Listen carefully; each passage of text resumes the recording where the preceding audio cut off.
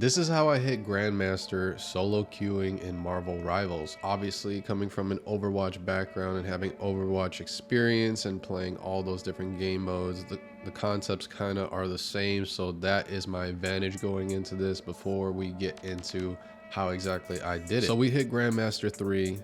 We've played already a few games in Grandmaster, and in my opinion, I think it's no different than Diamond really. It's just a little more coordinated.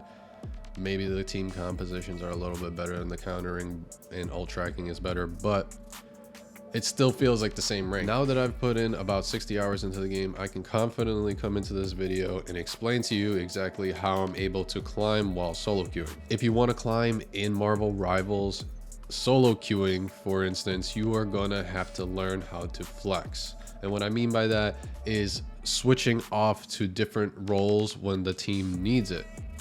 Coming into a game, you're gonna probably have 2 or 3 people locked DPS, depending on what rank you are. I feel like this is a lot more common in the lower ranks, but you will not always have the most perfect composition. So it is your duty as a solo queuer to be flexible and be able to fill the roles that your team needs. As I run my ranked gameplay in the background, I thought this was a great example of how you don't always have the most ideal team comp and you just got to make things work. Right here, I'm playing Cloak and Dagger, and unfortunately we only have one tank that ends up switching to Hulk, and he might finish off on Doctor Strange. The fact is that they were also running one tank, so it wasn't really a big deal that we're running one tank, but we also had someone switch over to Wolverine, so that completely would have negated the fact that we're only running, one tank and 3 DPS. So really it's about being flexible and being able to enable your teammates to perform better regardless of the team composition. Obviously 6 DPS is not going to work, but this gameplay was a great example that it's not always going to be the most ideal composition, so you can't let that frustrate you or determine whether you win or lose. So now that we talked about what flex queuing is, you need to learn one hero from each role that you can pretty much excel at. So if it's Doctor Strange in the tank category, great. If it's the Punisher in the DPS category, perfect. If it's Luna Snow in the support category, great. She has the most overpowered ult in the game. Another thing is abusing meta heroes, such as right now, Season 0, Hela and Hawkeye are really overpowered. There's no bans in low ranks, so you might as well just abuse these characters and climb your way up. I'm not telling you to one-trick them, because this whole video is literally about not one-tricking, but you should, use them when you have the option. And then learning the concept of each game mode. What I mean by this is obviously how overtime works, how domination plays out, how convoy plays out, during overtimes especially, how many people on a payload makes it move faster, stuff like that. What are these map layouts, and how is my team playing on these different game modes? Learning that is very important if you want to climb. You're not gonna get far in this game if you don't know how these games play out, pretty much. But also in tandem with that is the positioning based on what hero you're playing and what your team composition is. For example, if you're playing support, you don't want to be you're playing Mantis, right? You don't want to be just W keying frontlining with Mantis. I mean, we've seen clips of Ninja doing this stuff. You don't really want to do this. That's a bad habit.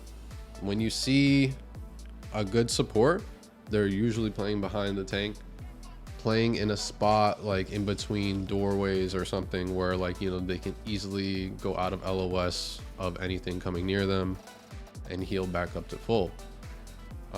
Another great example is the tanks maybe playing walls and not overextending and going past the healer's LOS. This is all important concepts to know. And maybe if you're playing a hero like Black Panther, maybe you're not going just straight up into the team, you're taking off angles, you're climbing the high ground and dropping down on them before you engage. Stuff like that, you need to understand that. And then mechanics and game sense, that is really, really important. Obviously you got to have when you play your hero, you gotta know like what each ability does, but you also gotta understand like if there's any text that you can do. Like for example, Rocket Raccoon, like you can climb a wall and then boost to go higher instead of just boosting. And maybe that tech can save you, you know, in crucial moments when you're like 1 HP and like you're wall climbing, you got 1 boost left. So you need to also be ultimate tracking, you know. You need to understand, like if I'm playing Psylocke, for example, you need to know when the Luna Snow ults so you can time your ult after that. You don't want to ult and then, you know, it's instantly countered by Mantis or Luna Snow ult. You need to wait until these ults are used, and you can use that by pressuring them. That's a great way to make them, you know, just panic ult and waste it. But you need to keep track of that so you can get the most value out of your ults. Ults can be game changing, right? Like 1 ult can kill a whole team. That's not going to happen though if you have like a basically invincibility ability, ultimate, whatever, from Luna Snow that lasts 12 seconds. When that's over, you can coordinate with your team to even, you know, that's another great way. Like for example, you have a Groot on your team. He wants the Groot ult, pull everyone together. Boom, I'm gonna freaking maximum pulse with freaking Iron Man and get a freaking 6-man. So that brings me into my next point, which is communication. Did I skip over team ups? Team ups is also really important before I go into communication. Team ups, like for example, Thor and Hela. If Thor dies, you know, Hela kills whoever he dies by, and he gets instantly rezzed. That type of stuff is really powerful. Knowing once you start playing in higher ranks and you go up against compositions like Hulk and Iron Man, Hulk provides that gamma for Iron Man to freaking literally have more damage while he's powered up pretty much. And that is really freaking OP. Hulk is already, like if you know how to play Hulk, he's a meta pick. But pairing it with another character that has a team up that's really OP is just a way to cheese wins. So take advantage of that. Stuff like that will get banned. It does get banned in higher ranks. So don't always rely on it though. But also talk a little bit about communication, and I kind of already went into it, like, you know, telling your teammate when you're going to use a certain ability, or when you're going to be engaging the backline as, you know, someone that's playing DPS. So depending on which one you're enjoying the most, Vanguard, Duelist, or Strategist, I suggest learning more heroes from that category, because when you're flexing, it doesn't mean that you have to play all evenly well. You can play a certain role better than others. And for me, that was support. I won my most games playing Mantis and Cloak, as well as Luna Snow, but she also gets banned a lot. So just knowing those two very well helped me, when I needed to flex over to support, perform exceptionally well in have the most healing, have the most damage, have the least amount of deaths, etc. out of all the supports, maybe even most amount of assists. And those type of stats matter. I feel like dying probably matters the most, because the more uptime that you have to do your healing, to do your damage, is how the team will get the most value. So learn whichever category that you feel you are excelling at. If you're enjoying tanking, maybe you go the route where you start learning, you know, Hulk, Doctor Strange, Thor, Venom, whatever it may be, and not necessarily master all of them, because that's going to take you a lot of time, but play one really well and play these others, you know, at a level where it's still good enough to compete. And then the last part that I really want to talk about is the mentality and understanding when to stop, because there are, even I'm guilty of this, there's a lot of times where I am playing and I don't realize that I'm just like, you know, so tilted that it's not it's making me perform even worse. But also, like, you know, there is a factor of luck, I guess, in play with like your teammates. But you know, being tilted and typing in match chat and making other people tilted doesn't help the case. When you are losing and you lose like 3-4 games in a row, you need to stop, and you need to not take the game so seriously. Like, if other people are going to flame you for underperforming, you can't let that like get under your skin and affect your gameplay. What I've learned coming from the Overwatch community is these people are relentless, and they're gonna make you feel like shit, but you can't take it personally. The Overwatch community is pretty much fully migrated over to Marvel Rivals, so that's where that, you know, constant DPS div, tank div, support div is coming from. These people are looking at stats a little bit too literally.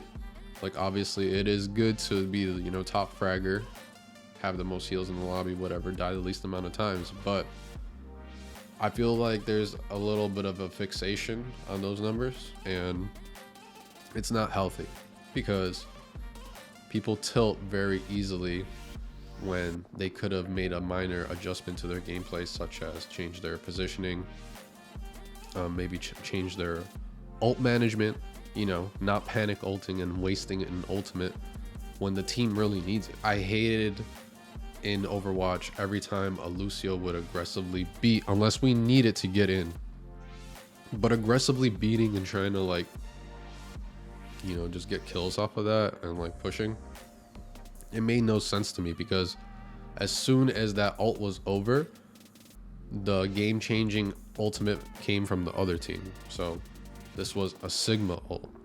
And the same thing happens in Marvel Rivals. You know, you have your Mantis aggressively ult you guys to, like, you know, to take the fight, or even Luna aggressively ulting. Like, I've seen this happen way too many times, man. And as soon as the ult's over, Psylocke ult, you know, Doctor Strange ult, something that's game changing happens, and it's literally the worst feeling ever, because you know damn well you could have held your ult until, you know, that moment and potentially saved the game, saved your team, you know, from losing the fight. So the more you play, the more you have an understanding of this game and have a good grip of what's going on and what you need to do, what your role in the game is, like where you should be. That type of stuff is going to help you climb and get you to your goal. Guys, if you are having trouble with Marvel Rivals in season 0, keep your head up. Next season is almost here.